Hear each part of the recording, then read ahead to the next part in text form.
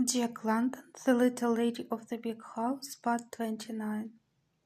And right there young Dick learned more the mischance of life and fate, the universe hostile to man, the need to perceive and to act, to see and know, to be sure and quick, to adjust instantly to all instant shiftage of the balance of forces that bear upon the living, and right there beside the strangely crumpled and shrunken remnant of what had been his comrade the moment before, young Dick learned that illusion must be discounted and that reality never lied. In New Mexico, young Dick drifted into the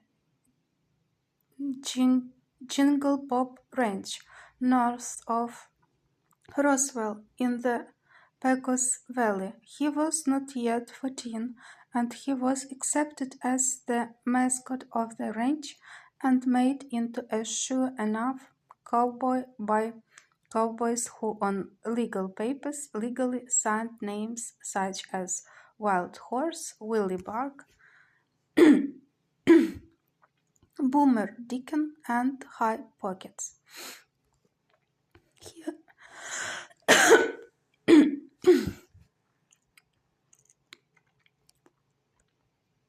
Here, during a stay of 6 months, young Dick, soft of frame and unbreakable, achieved a knowledge of horses and horsemanship, and of men in the rough and raw that became a life assessed. More he learned. There was John Grissom, owner of the Jingle Pop, the Bosque Grande, and of other cattle ranches as far away as the Black River and beyond. John Grissom was a cattle king who had foreseen the coming of the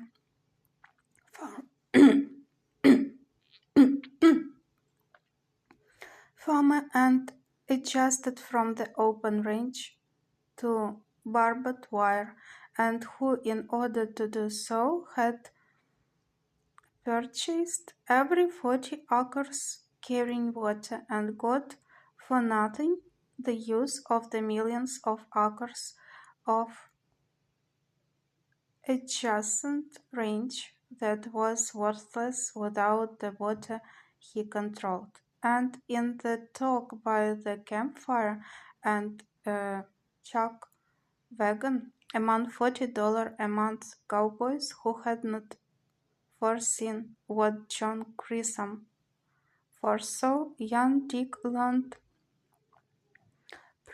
preciously why and how John Grissom had become a cattle king, while 1,000 of his contemporaries worked for him on wages. But young Dick was no cool head. His blood was hot. He had passion and fire and male pride. Ready to cry from 20 hours in the saddle, he learned to ignore the 1,000 etching creaks in his body, and with the stoic brag of silence to withstand from his blankets until the hard-beaten punchers led the way. By the same token, he straddled the horse that was apportioned him, insisted on riding night, heard, and knew no hint of uncertainty when it came to him to turn the flank of a stampede with a flying slicker. He could take a chance.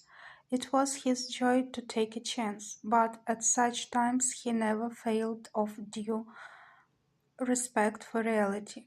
He was well aware that men were soft-shelled and cracked easily on hard rocks or under pounding hoofs, and when he rejected a mount that tangled its legs in quick action and stumbled, it was not because he feared to be cracked.